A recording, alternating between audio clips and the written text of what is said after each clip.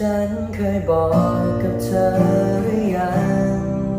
ว่าเธอมีความหมายเพียงใดกับคนที่ใจมันด้านชา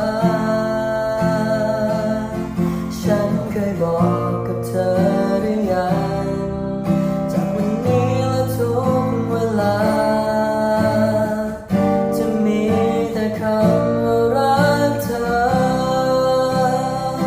จากฉันคนเดิ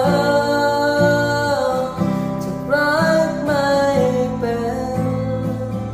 จะขอเป็นคนที่รักเธอยิ่งกว่าคนใดจากนี้คือเธอจากนี้จนวันตายเธอคือสุดท้ายของทั้งชีวิตและหัวใจ